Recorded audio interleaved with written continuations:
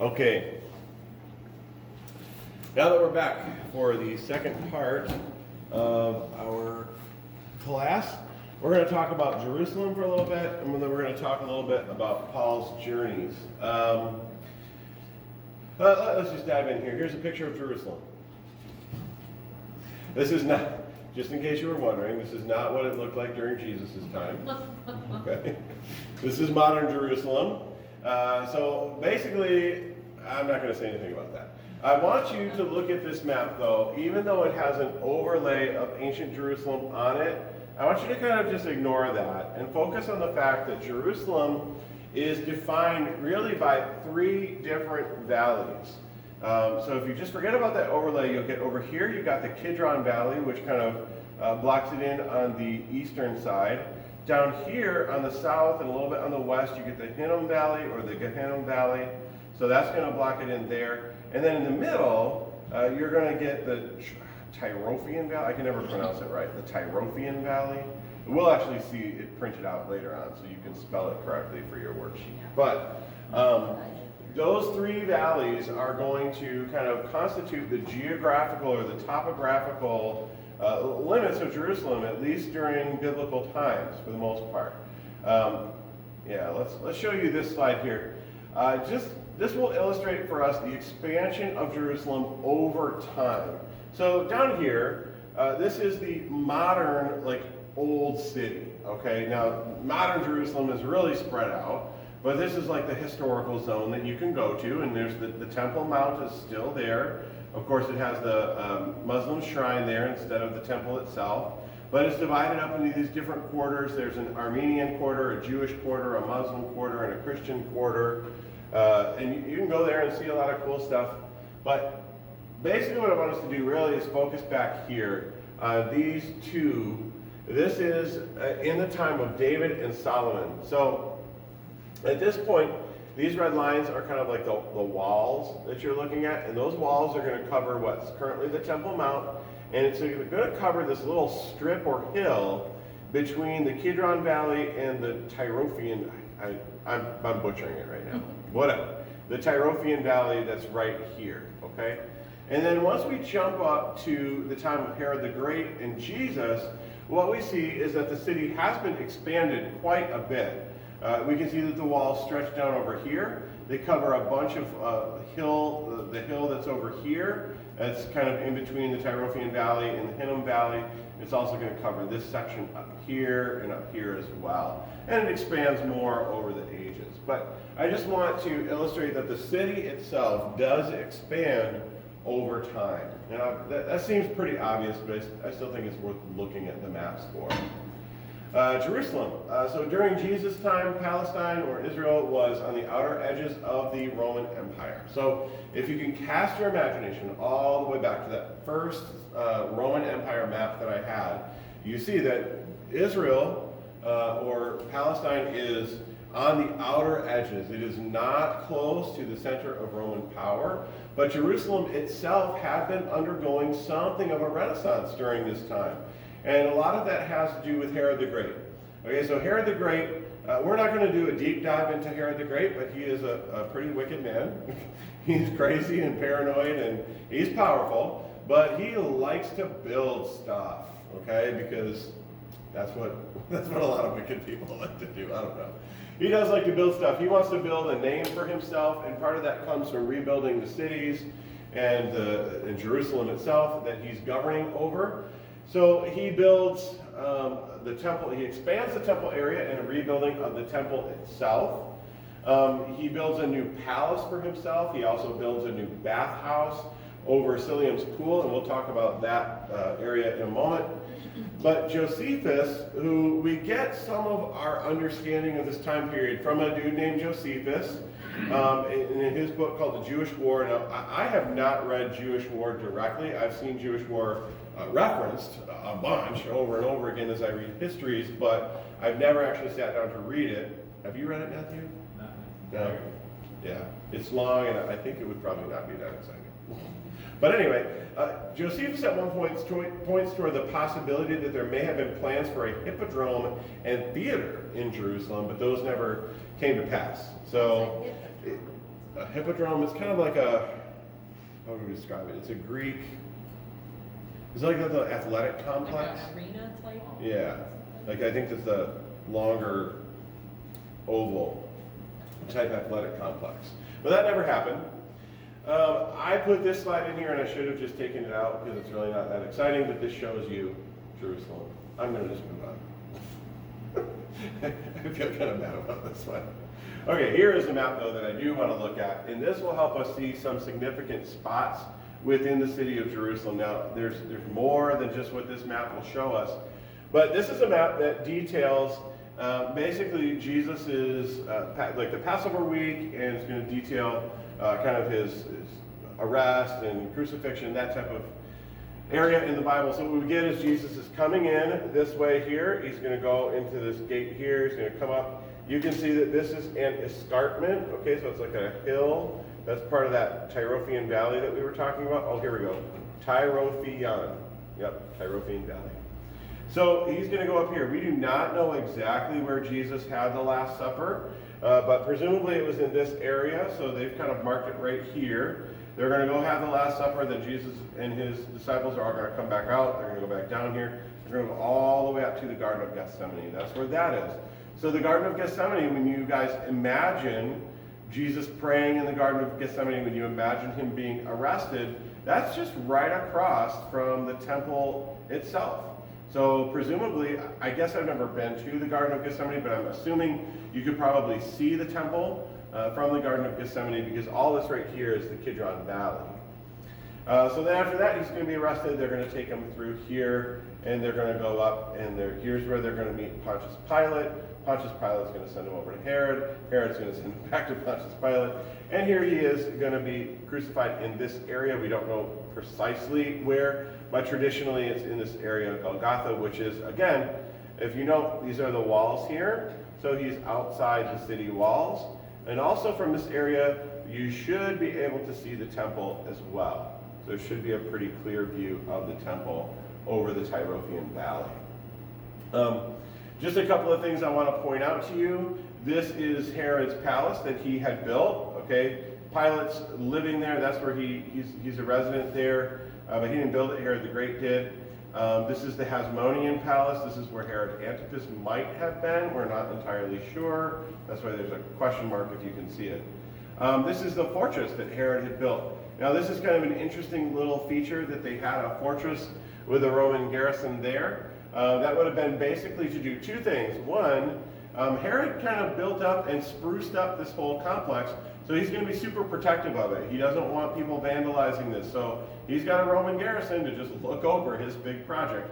But the other thing that he wants to watch out for is revolts, like religious revolts and things like that. So it would have to be, in my opinion, if you're a Jewish person who's going into the temple or in the temple area, have to be a little bit imposing to think that there is a garrison of Roman guards watching over you. Again, Jewish folks aren't really going to love the Roman Empire, and they have good reason for that.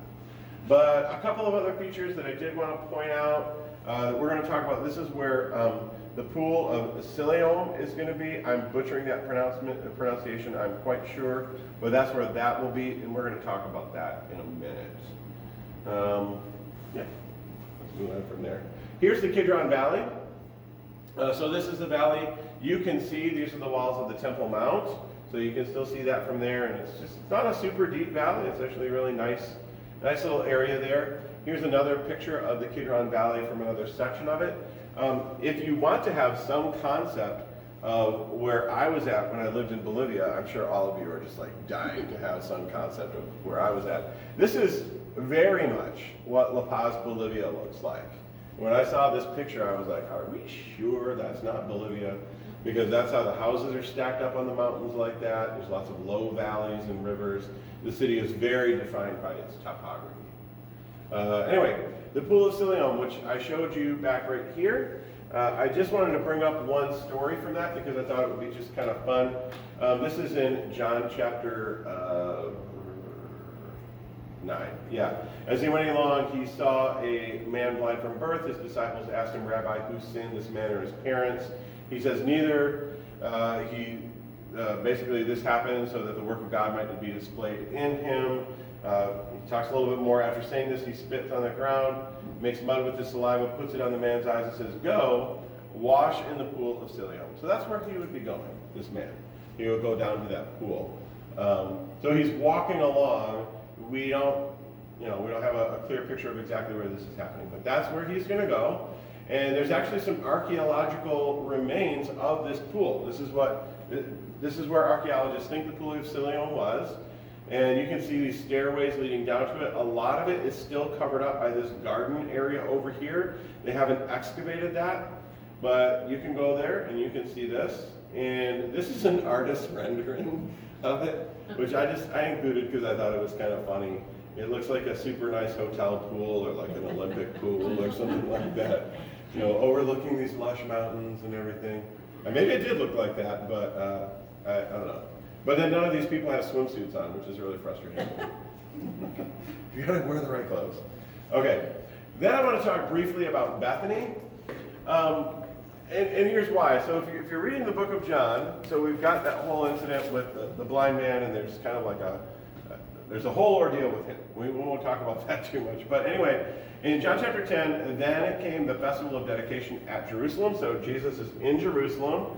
It was winter, and Jesus was in the temple courts walking in Solomon's colonnade. We'll talk about what that is in a moment, but I highlighted it just so we'll remember it. Then if you jump down to John 10:40, then Jesus went back across the Jordan to the place where John had been baptizing in the early days. So in between this, there's some discussion and some things going on, but basically Jesus needs to leave. I'm being like really flippant here. Jesus needs to leave. It's more than that, but he does. He goes. And he's staying out in the wilderness on the Jordan, or where John had been baptizing. But then what we get, after the end of John 10, we get John 11:1. Now a man named Lazarus was sick. He was from Bethany, the village of Mary and her sister Martha. So he's in Jerusalem. He leaves Jerusalem. He goes to the Jordan. Then he's going to be called back to go to Bethany. And part of the reason why I brought this up is because this is where Jesus will raise Lazarus from the dead. And the location of Bethany, to me, is kind of interesting in that it's not really very far from Jerusalem. It's just right around the Mount of Olives. You can see from the scale here that that's about a mile. So if you're taking into account the curve here, it's probably like a mile and a half, maybe a little over that walk. So it's not a terribly long walk, and other than the descent into the Kidron Valley, it seems like it would be a relatively easy walk too. So to me, I always find it helpful to remember where Jesus is when he's doing this, because when he's raising Lazarus from the dead, this really is kind of like, it's in the shadow of, or like just hidden from the temple, from these main areas of worship and power, and he's doing it just kind of like right under their noses. Now they're going to hear about it, and they're not going to be happy about it, okay, and this ends up being a big deal, but he's not doing it in these areas. He's doing it in a little town right around the corner. Here's a picture of Bethany. It's an old and grainy picture, not that exciting, but just so you have an idea. Okay, now let's talk about Herod's temple. Okay, facts about the temple. So Zerubbabel's temple is built after the Babylonians destroyed Solomon's temple. Okay, so Zerubbabel's temple is the second temple. Herod, who's, we've already talked about, known for these various building projects, wanted a more magnificent temple. He basically looked at Zerubbabel's temple and said, I want better. I want bigger. More gold. Okay, so he decides he's going to work on this, and work begins on the Herod's temple in 20 BC. The rebuilding of the temple itself is relatively quick, about a year and a half, but work on the surrounding area lasts up to 63 AD. I actually heard I read a couple of conflicting dates on when it was finished, but 63 AD was the latest one. And then this second temple was destroyed in AD 70 by the Romans. So it's kind of fascinating to me that they worked on it for about 80 years. They got 7 years to use it in its completion, and then it's done. Okay? But what's interesting to note about that is this is the temple that Jesus would have known, and it is possible that he would have seen work done on the temple or the temple complex throughout his life. Now again, that's speculation. The Bible doesn't say. Jesus went into the temple while they were working on these arches or this gate or anything like that. But given the length of the project, it seems like it is possible that he would have seen some of the construction or some of the work going on there. You do have the evidence from like Matthew 24 with the disciples. Look at the massive stones, like they were probably impressed by the building. Yeah. So, and that could be part of it too, a part of the construction. Or wait, are you saying something else? I'm sorry. I'm just saying they were probably impressed. Yeah. Impressed by the building's improvements, and that's why they were referred to it. Yeah, that is true. So I'm going to show you an artist rendering of Herod's temple, and this is kind of basically if you go and you look at different artist rendering of Herod's temple, they're going to have all the same features, but they're going to be they're going to be a little bit different. And the main reason why is that we have some written descriptions, mostly from that Josephus guy again, but that's the main thing that we're looking at, and historians have said that it's a little bit difficult to interpret Josephus on some of his descriptions. So, with that said, basically what I want to mention is that the temple has these different courts, okay? So, right down here, you get the Gentiles' court. So this is all around here, and it's fairly large, because we kind of saw the Temple Mount a little bit earlier. I'll show you another picture of it in a minute. But basically all around here, this is where Gentiles can go. Okay, so a Gentile could be in that area, but they could not go past these things. These are called sorags. It's like a little low wall. There's a few different entry points that people could go through, but Gentiles were not supposed to go past these. Now, we don't know the exact location of these sorags. This artist rendering has them pretty close to the actual temple complex, but they couldn't go there. Then what you get, if you're walking in here and you go up these steps and you go through the beautiful gate, and you can also enter over here and you can also enter over here. We'll talk about the beautiful gate in a second, but you're going to come into the women's court. Now, this doesn't mean, of course, that there's like a judge and women are being judged or anything like that. This just means it's a courtyard. And this means that women can go into this area, but they can't go beyond. They can't go into this Nicanor gate right there. So women can come and worship. This is where a lot of people are actually going to be worshiping. There's going to be a lot of activity in this area. As you can see, we've got some other interesting little sections of it. We've got like an oil storage over here, which they're going to need for temple activity. They've got wood storage, which they're going to need for sacrificial activity. This is where lepers can go if they've been healed for purification and things like that. So that's just kind of a picture of like who is allowed in where, and that's up to the women's court. Now, if we go to the next half of it, as we move upward, I don't have time necessarily in this class to talk about what goes on inside the temple. But I do want to mention that here, once you go in this Nicanor gate, Israelite men can go in here, and this is the area that they're going to be, kind of underneath these columns here, and then the priest court is going to be here out in the open where they're going to do all the sacrificial work and the priestly work there. Here they've got mentioned that this might have been living quarters for the priests within this colonnade here. You can see that there are some entrances there. I also read there was a possibility that some teaching had happened in that area and things like that. But that's just a basic picture of the temple. So just to illustrate how this might work biblically, if we look at John 8, Matthew, I believe, did a sermon on this last fall. But this is John 8. You guys are probably all familiar with this. Starting in verse 2, at dawn he appeared again in the temple courts, where all the people gathered around him, and he sat down to teach them.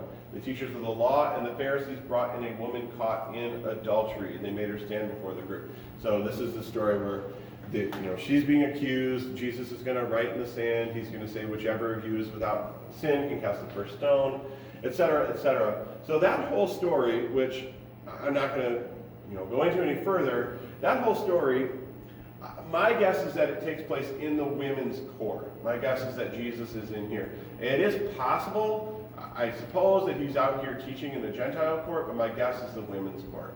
So that's how I imagine it when I think about that particular story. Here's another bit of Herod's temple.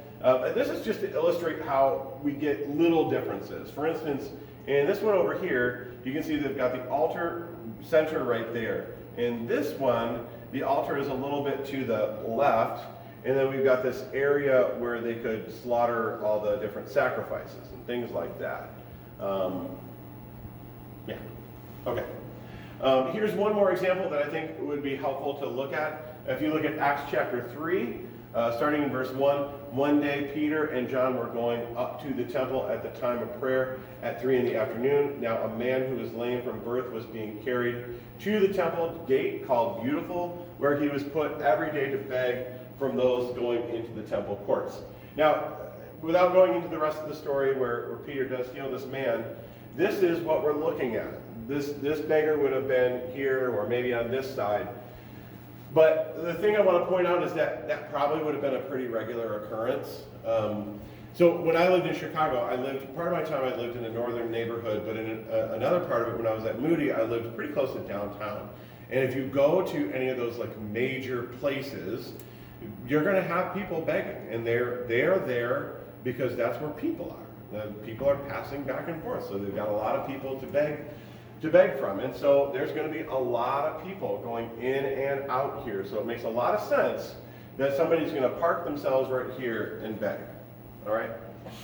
Boom, boom. Okay, part 10, Paul's journeys. Let me check myself for time. We're doing pretty good. All right. I'm going to take a drink of water here. Now, when we talk about Paul's journey, what I'm basically going to do is I'm going to show you some maps of each journey. We'll kind of look at how that journey went about, and we're going to look at 2 cities. We're going to look at Ephesus and we're going to look at Corinth. Now, there's a ton of different cities that you could potentially explore. You could explore Athens, you could explore Colossae, you could explore a bunch of others. So my encouragement to you is to kind of use these kind of explorations of Corinth and Ephesus as sort of like a jumping off point. Let's look at the first journey. One of the things that I think is like funny about reading Acts, I don't know if funny is the right word, but like I'm really big into, if I can, reading scripture in very large portions all at once. I don't always have the time to sit down and do that, but I really love the opportunity to like rip off 15 chapters or even a whole book if possible, because it just kind of gives me a big bird's eye view, and that's how I read pretty much every other book that I read. So I like to do that. Acts is just so strange because the way that it's structured, it's fine, but you get this like at the beginning they're in Jerusalem and they're spreading outward, and there's a lot of really strong stories about Pentecost and Peter's preaching, and you've got Stephen and you've got Peter seeing visions and all this different stuff. And then chapter 13, in my opinion, through really about 2021, it just speeds up. And with Paul's missionary journeys, it just seems breathless. Like, yes, Luke does pause and kind of give us some narratives of different cities or more extended narratives, but it's so fast. So sometimes for me, these maps have just been really helpful to look at while I'm reading, because I feel like if I'm just reading, I get a little overwhelmed. But he's going to start off from Antioch here. Paul and Barnabas are going to go out. They're going to come down here to Cyprus. I don't know why I said that. So they're going to come down here to Cyprus, and they're going to pop up to, this is modern day Turkey, of course, into this region called Pamphylia. They're going to go to Perga. They'll come up here to Antioch in Pisidia. Sometimes you'll read that as Pisidian Antioch. Then that's to differentiate it from the Antioch over here. There's 2 different Antiochs. So this is where Paul and Barnabas are going to receive great opposition to the gospel. Actually, let me pause for 1 second and point out. These maps, no, okay, I'm sorry. I am actually really tired. So my brain is starting to like short circuit a little bit. Anyway, let's do this. So Paul and Barnabas are going to receive great opposition, Jewish opposition. That's pretty regular within his ministry. They're going to go down here to Lystra, where Paul and Barnabas are mistaken for gods and they're stoned. So I always like to imagine like that scene in Return of the Jedi where C-3PO is the Ewoks think he's a god. But they play with it. Paul and Barnabas don't. They run. They go to Derbe. They come back. They flee to avoid being killed. Basically, they're going to make a roundabout back to Antioch.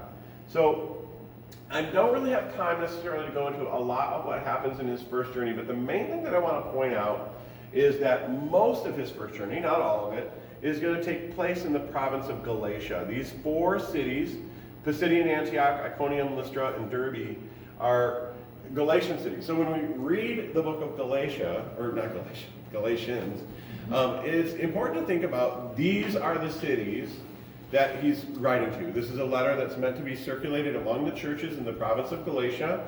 I'm assuming there might be some other small cities or villages that might have also read the letter, but these are the ones that he visited, and this is kind of his first foray into missionary work. So these are going to be pretty important for him.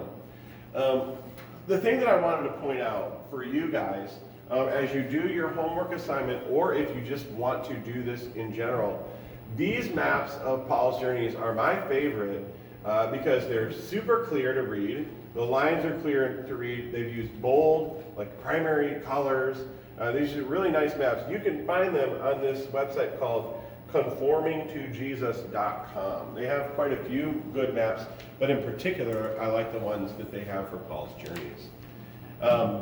Okay, let's go ahead and move on to journey number 2. This you'll find in Acts 15 through 18. So the book of Acts has this little break between his first missionary journey and then the council at Jerusalem. But then we pick right back up with Paul kind of heading north here. And he's going to pass by Tarsus. Paul and Barnabas are divided over John Mark. Barnabas and John Mark go ahead and go on to Cyprus, and then Paul and Silas go through Syria and Cilicia. So they're going to go back and they're going to see these other Galatian churches again. Timothy's going to join them. And this, I think, is, to me, one of the stranger moments in Scripture, or one of the more interesting moments. They're passing through here, and they want to minister in Bithynia, Pontus, and in Asia, but the Spirit forbids them to. So they kind of just have to cut right through, and they go to Troas. And as he's in Troas, he gets this call to go over to Macedonia. And this gets important because we are going to talk a little bit about the city of Corinth, and this offers us some context for his Corinthian ministry. But he's going to come up here. Philippi, we've got the letter to the Philippians, but he's going to visit these other places as well. Some Jews here in Thessalonica, they cause an uproar. They attack Jason's house. They're looking for Paul and Silas. So he's been called over to go to Macedonia, and this is not a good experience.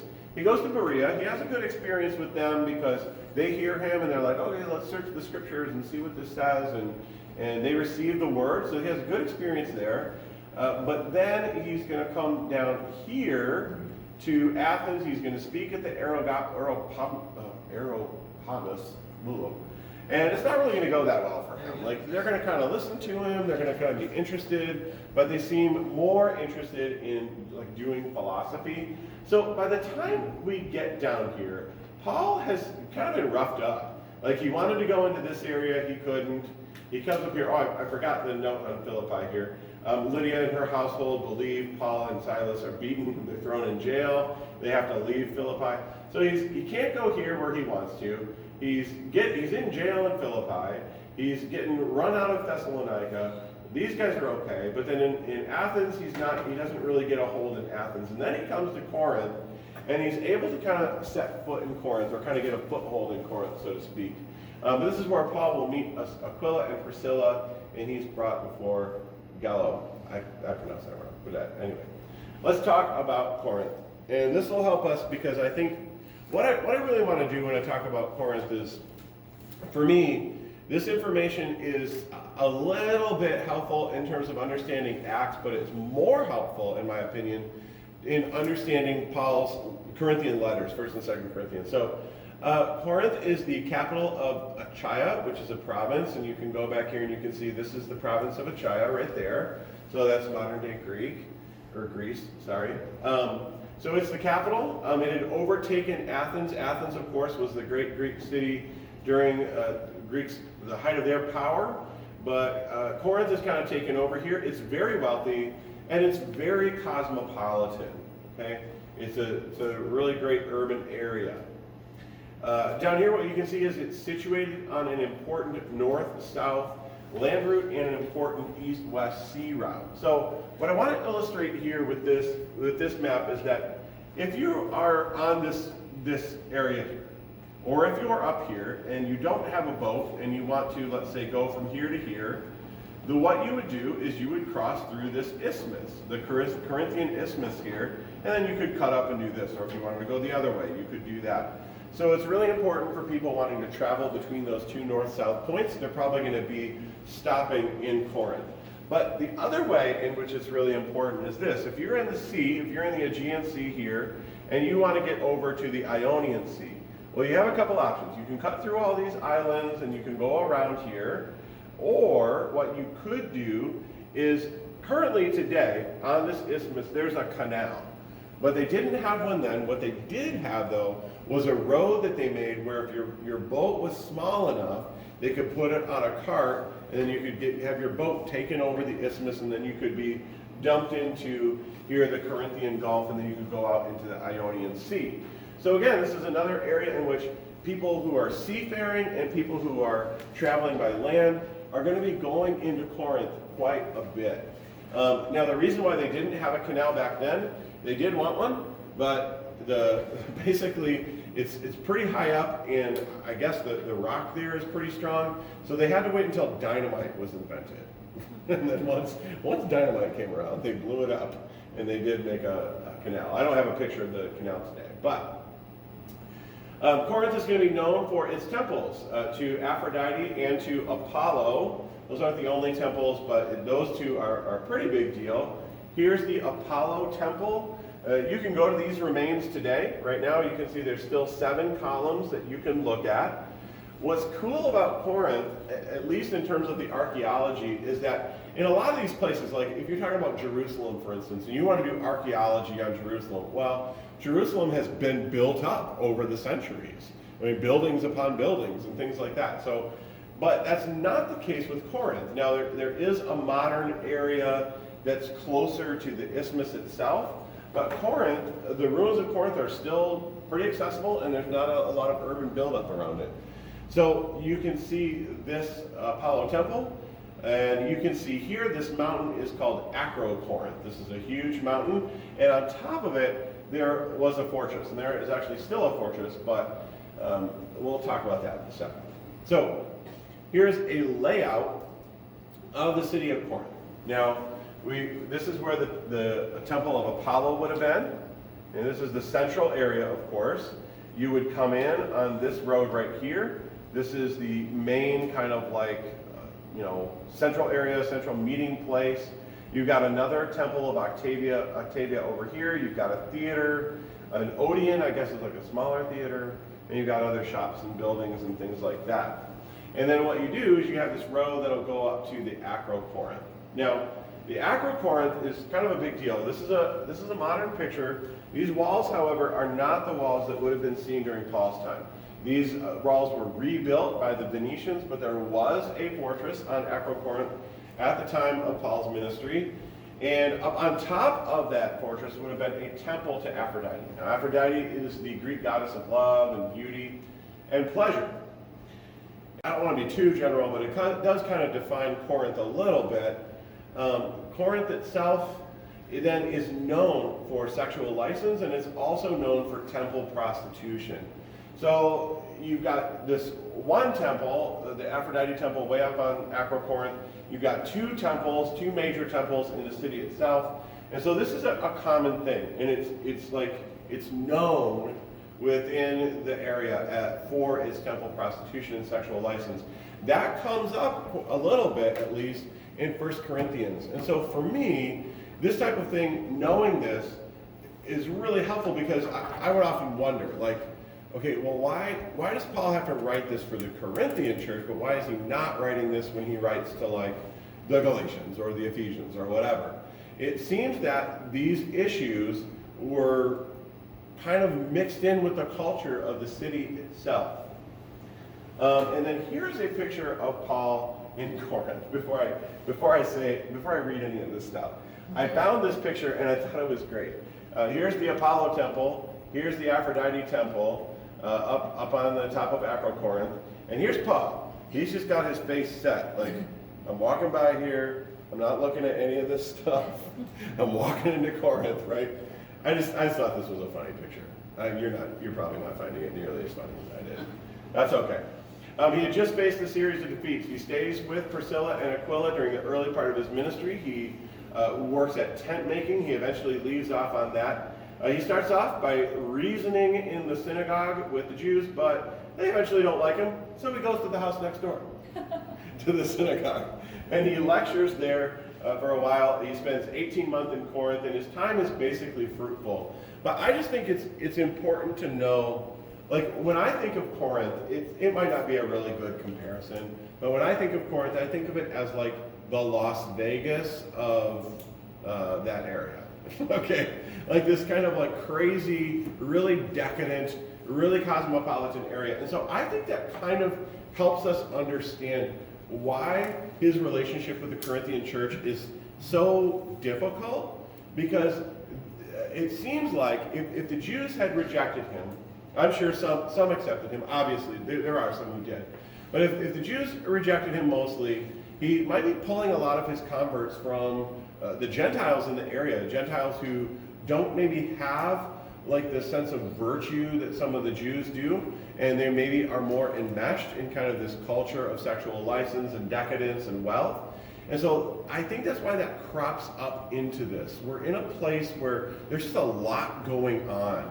And so Paul's having to field all these different issues all at once. Anyway, it's helped me at least when I think of the Corinthian letters. Okay, home stretch. Third journey, Acts 19 through 21:14.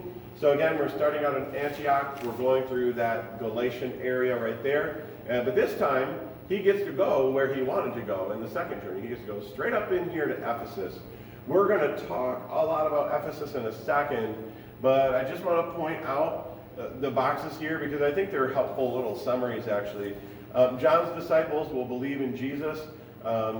Jewish exorcists fail to reproduce Paul's miracles. Magic books are burnt. Demetrius and craftsmen of Diana cause an uproar against Christians. So his time there is, it seems like when you kind of like bring it all together in a short little summary, it seems like it was really tumultuous. But he spends 3 years there. So that doesn't mean it's always that dramatic. But Paul is going to spend a lot of time there. Once his ministry in Ephesus is done, he's going to go up. This is harder to see, but he's going to go up here to Troas, where I think, again, one of the more like odd stories of the Bible is where Paul restores the life to young Eutychius. Eutychius is Paul's preaching, and Eutychius is sitting in a window, and Paul preaches so long that he falls asleep and falls out of the window and dies. And then Paul raises him to life and preaches some more. So I find that story, it's a great story, and it's a beautiful story, but it's also like kind of humorous.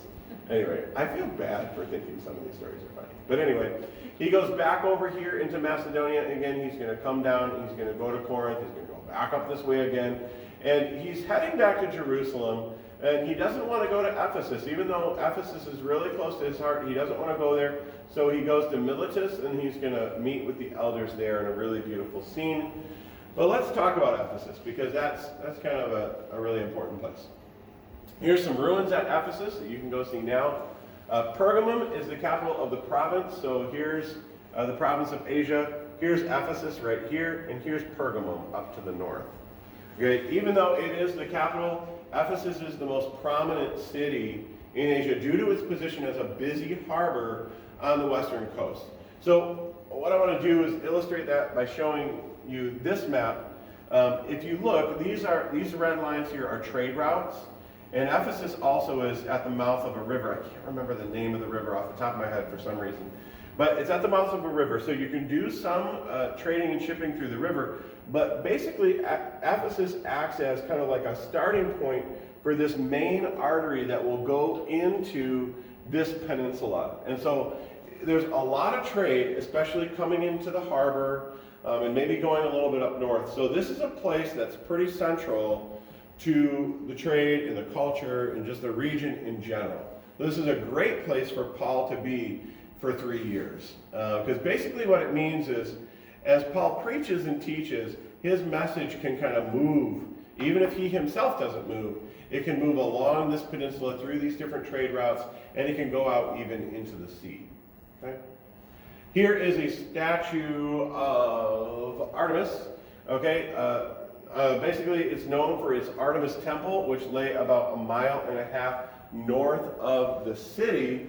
So I want to show you where that would be. This is a layout of Ephesus. Here's the harbor. Here's this main kind of like promenade that you would go through if you're coming off the harbor. And this way back here is where the Temple of Artemis was. Now, the Artemis Temple is one of the 7 wonders of the ancient world. So it was kind of a big deal, and it would have been around at Paul's time. But just a couple of other features that we want to notice about Ephesus here. This gigantic theater is right there when you're coming in through that main promenade. And the city center, or like the kind of the retail or the commercial center, is over here. And here is an artist rendering of the temple. Okay, now it is not there anymore, but that's pretty big. I mean, I'm sure it would have been very impressive to see, but this is what it looks like now. It looks like a marshy little area with a couple of pillars sticking out of the ground. All right, so it's gone. So there's not a lot that we can know about its design or anything like that, but it was a big deal during Paul's time. Finally, the city was also home to an impressive theater that could seat about 25,000 people, and the estimated population that I read on Ephesus was 25,000 people, which is a lot. That's about the size of Buffalo right now. I think that's about where Buffalo's population is currently.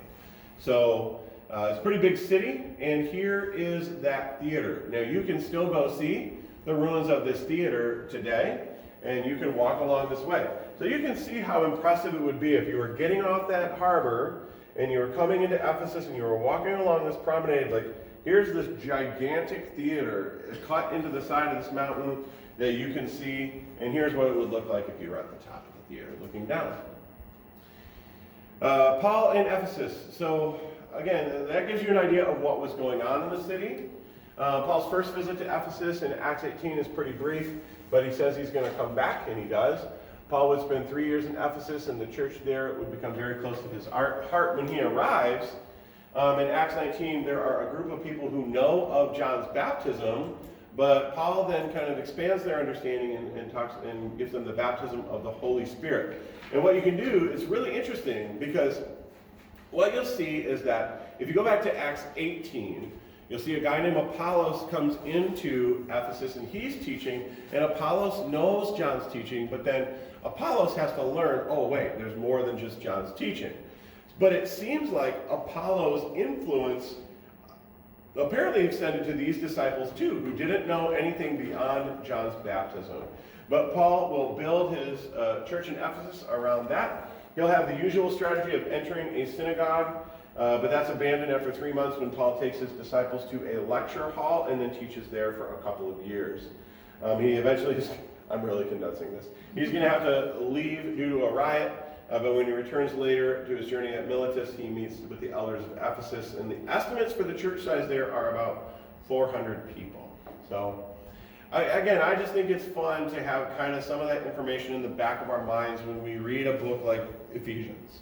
Not that it tells us everything, but it gives us a sense of who he was writing to, the type of environment that those people would have been in, and the type of lives that they might have been leading. And with that, the end. So I guess at the end of this, one of the things I want to say is I don't necessarily expect anybody to remember, for instance, that Pergamum is the capital of Asia. Okay? I am sure you will forget that maybe as early as next week. Okay, and that's fine. That's not a big deal. What I really hope this class does for you guys is encourage you, when you are reading the Bible, to access some of these tools. You can access a lot of cool information online, but the internet is, as with every other subject, kind of like a bit of a hot mess. So you have to kind of go through a lot of weeds to get to the good stuff. But you can obviously use the internet, but I would say for myself, if you want to borrow anything that I have, you're more than welcome to. I can't speak for Matthew, but I'm sure Matthew would allow you to borrow some of his books as well. Oh, he's saying no. Okay, so don't go to Matthew. You can come to me and just say, hey, I want one of those books that Matthew has, and I'll get it, I'll give it to you. But I really encourage you to kind of use this stuff. Again, not a lot of this is necessarily going to overturn your understanding of any given passage or book. But I think it does just give us a real richness and depth to the way that we read the Bible. I feel like it's easier to read the Bible. I find the Bible more fun to read when this stuff is in the back of my mind. So that's kind of what I want, is for you guys to be encouraged to access that type of stuff. Okay, I'll go ahead and pray, and then we will dismiss. Lord, I am again truly thankful to be able to be here and to teach this class, and it was really fun preparing for it. I pray not that we would remember all the individual little pieces of information that I've given. In fact, maybe it might be helpful to forget some of it, because I'm sure I've made a few mistakes here and there. But God, I do pray that this class would kind of set us up, and I pray this for myself too, that I would continue to look into this type of information, that it would help me as I read the Bible. God, ultimately, this isn't so that me or any of us can like nerd out on geography. All of this, I pray, is to help us know you better, to help us to obey you more, to help us to have a richer understanding of the world in which you revealed yourself. God, that is really what we're truly after. So I pray that we will use this, not just for our own fun or entertainment or amusement, but in order to advance your kingdom, in order to truly understand you better. We love you. We thank you. I pray that everyone is able to go home safe tonight and get a good night's rest. In Jesus' name, amen.